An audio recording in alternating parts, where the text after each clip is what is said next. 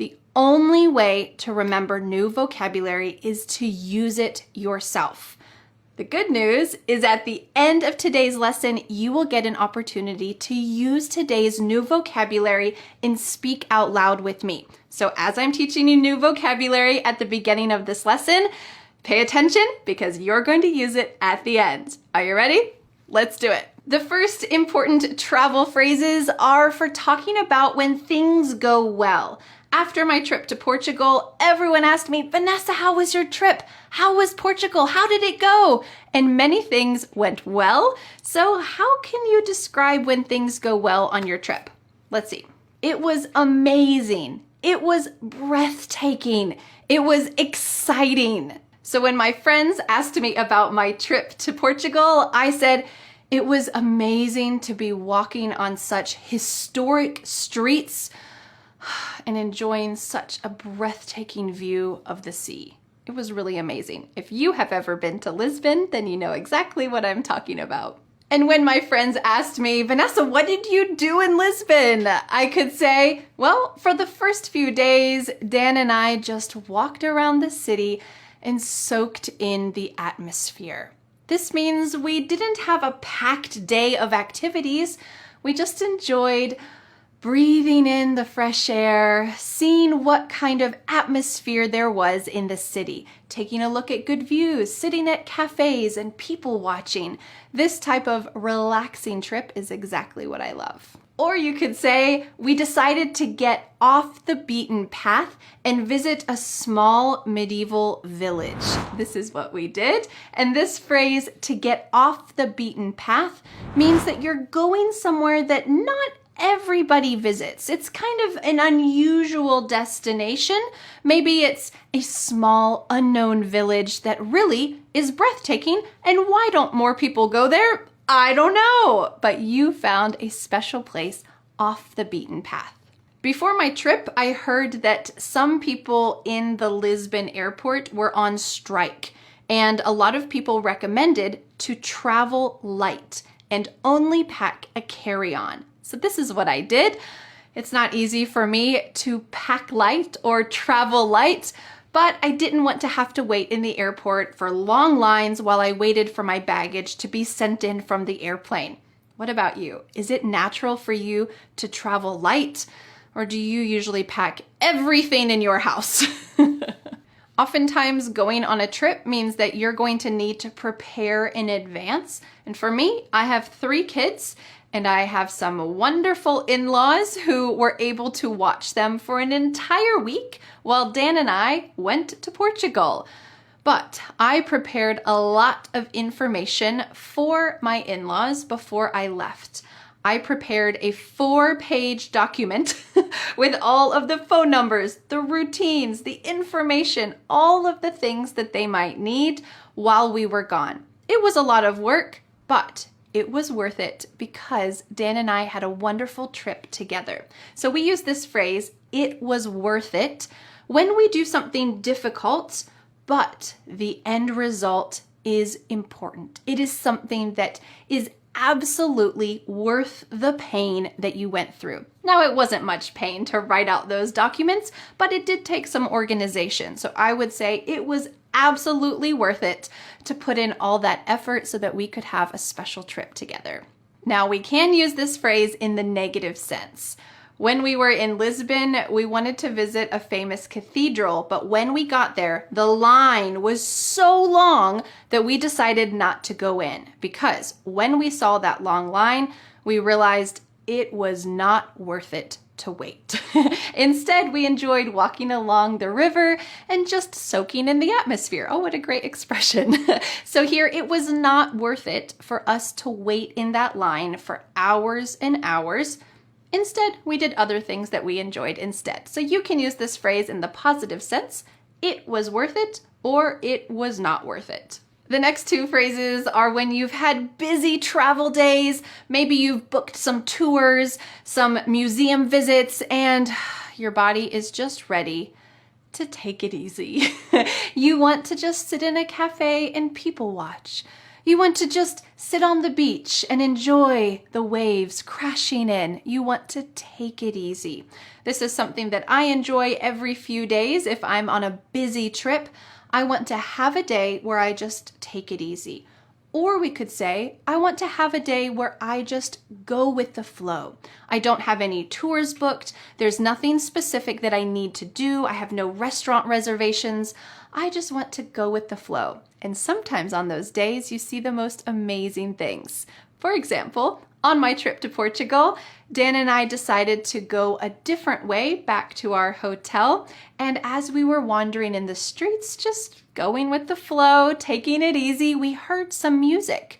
And right there was the ruins of an old Roman theater, and two musicians were playing in the theater, and lots of people started to gather and watch them. It was amazing. So sometimes when you go with the flow, you see the best things.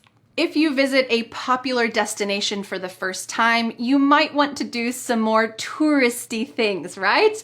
So Dan and I decided to book a sailboat tour in the river. This is absolutely a touristy thing to do, but it lived up to the hype. It was beautiful. It was fun. We drank wine while we were on the river, and we got to see Lisbon from the water, which is a very historical way to be able to see the city, as they had a very big maritime history and past. So this was something that absolutely lived up to the hype. This is a similar phrase to "it was worth it." This was something that I'm very glad we did, even though it was touristy. It lived up to the hype. We have two more positive phrases to talk about before we get to some negative expressions to talk about when things didn't go well on your trip. The next positive phrase is to be blown away. In Lisbon, there are beautiful tiles that cover the outside of so many buildings. I was blown away that there were tiles on just normal buildings too. It wasn't just the most important buildings in the city. There were beautiful historical tiles on so many buildings all over the city. I loved the vibrancy and the color. It was such a unique thing to see.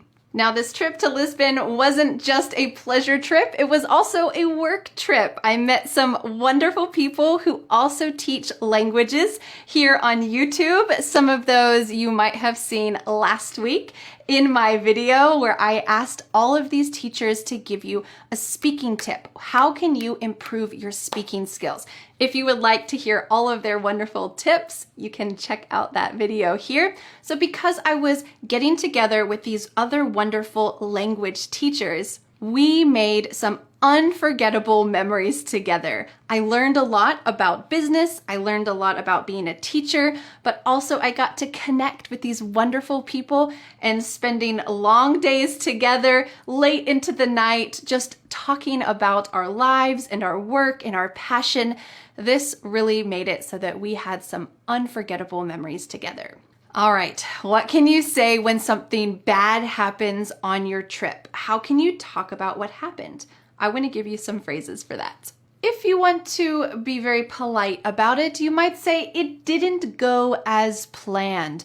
You're not saying, "It was terrible." Instead, you're saying, "It didn't go as planned." So for example, Dan and I had reservations to see a special type of traditional Portuguese music called fado, and we had reservations to go to a fado restaurant on our first night in Portugal.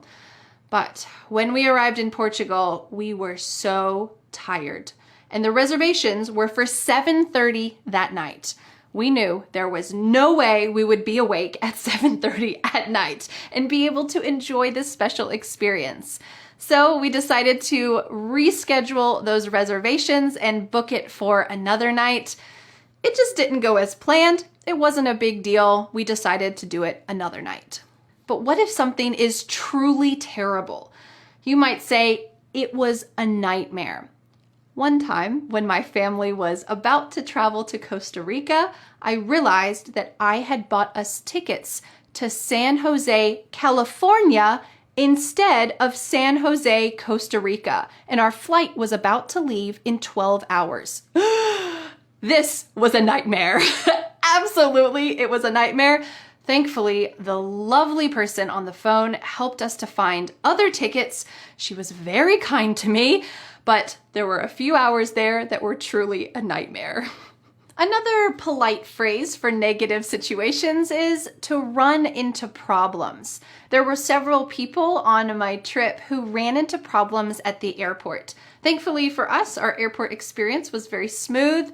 Maybe we arrived at just the right time, but it's very possible to run into problems at the airport. This might mean a long line. This might mean that your baggage had to be checked several times. It's just a simple problem. What should you say if you feel disappointed? You might say something like I said. There was one seafood restaurant we went to that was a bit of a letdown. Here I'm using two important phrases. The first is a letdown, which means a disappointment, but the other is this qualifier, a bit. It was a bit of a letdown. I don't want to be extremely negative and say, oh, it was such a letdown. It was terrible. It was a nightmare. No, the food was still okay, but it didn't live up to the hype, as we just learned. So I might say, yeah, the restaurant was okay, but it was a bit of a letdown. I thought it would be amazing, and it was just okay. Have you ever traveled and paid too much for something because you were a naive tourist? You got ripped off.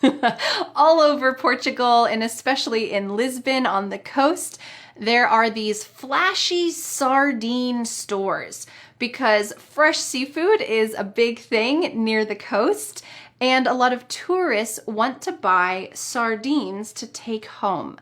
But should you go to those flashy sardine stores? Absolutely not. You are going to get ripped off. Or we could say those stores are a ripoff. Instead, Dan and I decided just to go to a regular grocery store and buy some regular brands of sardines that said made in Portugal. And we brought those home to try. I hope that we didn't get ripped off. All right, we have just learned 15 phrases to talk about your trip, but the next thing is the most important part. You are going to watch a sample conversation between Dan and I using these phrases, and then it will be your turn. You are going to speak with me out loud and use these phrases yourself. So pay attention during this sample conversation because it's going to be your turn soon. Let's watch. Hey Dan, you're back from Portugal. How was your trip? Oh, it was amazing. The colors and views of Lisbon completely blew me away. Ah, that sounds incredible. Did everything go smoothly? Not exactly. My flight got delayed, so the first day didn't go as planned, and I got ripped off by a taxi driver. Oh no, that's rough. But you still found time to soak in the atmosphere? Definitely. I got off the beaten path and explored a medieval town. It was totally worth it. That sounds great. Well, thanks for telling me about your trip. No prob. Okay, are you ready? This is the most important part of today's lesson. So if you need to pause this video, if you need to review this part again and again, go for it. It's one of the benefits of learning English online. So I'm going to ask you some questions. We're going to have a little chit chat together, and I will pause. I want you to speak out loud during the pause. I have magical teacher ears and I can hear you. Wherever you are around the world, I will hear you. So make sure you speak out loud. Listen to your own voice because I'll be listening to it too. Are you ready? Let's do it. Hi, I heard you took a trip recently. Where did you go?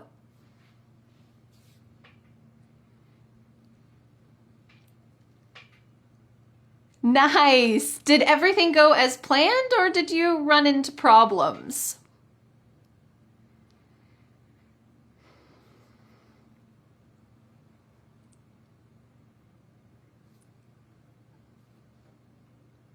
Oh, I see. Well, tell me, what was the best part of your trip? Was there anything that just blew you away?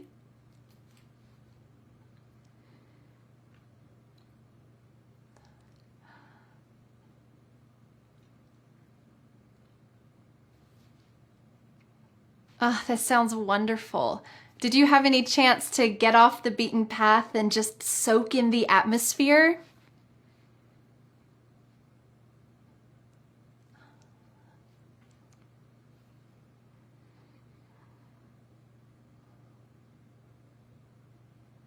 Oh, that's awesome. It sounds like you really made some unforgettable memories on your trip. Thanks so much for sharing it with me. Well, congratulations! You just practiced speaking in English about your trip. That is a wonderful